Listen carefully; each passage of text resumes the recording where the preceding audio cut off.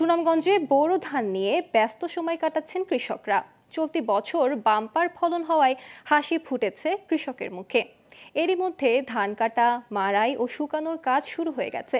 তবে ন্যায্য দাম পেলে ধান চাষে আরও বেশি আগ্রহ হয়ে উঠবে হাওরপাড়ের কৃষকরা। সুনামগঞ্জ থেকে মিজানুর রহমানের তথ্যচিত্র ডেস্ক রিপোর্ট। হাওরের জেলা সুনামগঞ্জ। ধানই এই জেলার প্রধান খাদ্য সম্পদ। তাই ধান নিয়ে সব আশা ভরসা এই অঞ্চলের মানুষের। এখন সব উপজেলার মাঠ জুড়ে দুলছে কৃষকের সোনালী স্বপ্ন। প্রতি বছরই ছোট বড় ৯৫টি হাওরে বোরো ধান চাষ হয়। এই বছরও বোরো ধানের বাম্পার ফলন হয়েছে সুনামগঞ্জে।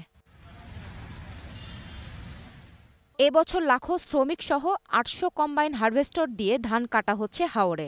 আবার কিছু হাওরে কম্বাইন হারভেস্টরের মাধ্যমে ধান কাটাই মাড়াইয়ের প্রয়োজন হচ্ছে না। ফলে এ ধান সহজেই শুকাতে পারছে কৃষক।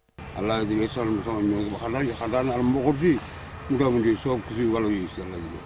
ফসল এবার ফলনও ভালো হয়েছে, সব দিকে কিছু হালকা কুচি মরছে, হালকা কুচি মরছে, এতে মোটামুটি ভালো হইতেছে। ধান খাটা ফুরা খাটা ফুললে বুঝাই কত করে লাগে। বর্তমানে ৮০০ টাকা মোটা ধান হইয়া গেছে।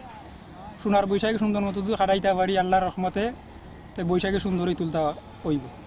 আলহামদুলিল্লাহ এবার অনেক বছর ধরে এবার মোটামুটি দেখা যায় খুব ভালোই ফসল হয়েছে।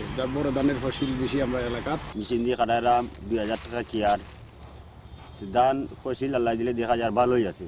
সোনার বৈশাখ ধান ফসল খুব সুন্দর হয়েছে। আমরা ধান খুব আনন্দে কাটতাছি ফসলটা। এরকম আবহাওয়া থাকলে আগামী মাসের প্রথম সপ্তাহের মধ্যে সব ধান কাটা শেষ হবে বলে জানান এই কর্মকর্তা। এবছর সুনামগঞ্জ জেলায় আবহাওয়া অনুকূলে থাকায় এবং কৃষকদেরকে প্রশিক্ষণ, উদ্বুদ্ধকরণ সভা এবং তাদেরকে উঠান বৈঠকের মাধ্যমে পরামর্শ প্রদানের মাধ্যমে সর্বশেষ সম্প্রসারিত জাতগুলি তারা ব্যবহার করার ফলে, নতুন জাত ব্যবহার করার ফলে এবছর সুনামগঞ্জ জেলায় গরু ধানের বাম্পার ফলন হয়েছে এবং আমাদের যে লক্ষ্যমাত্রা, এই লক্ষ্যমাত্রা শতভাগ ছাড়িয়ে যাবে বলে আমরা মনে করি। সুনামগঞ্জে এবছর ২,২৩,২৪৫ হেক্টর জমিতে বোরো ধানের আবাদ করা হয়েছে।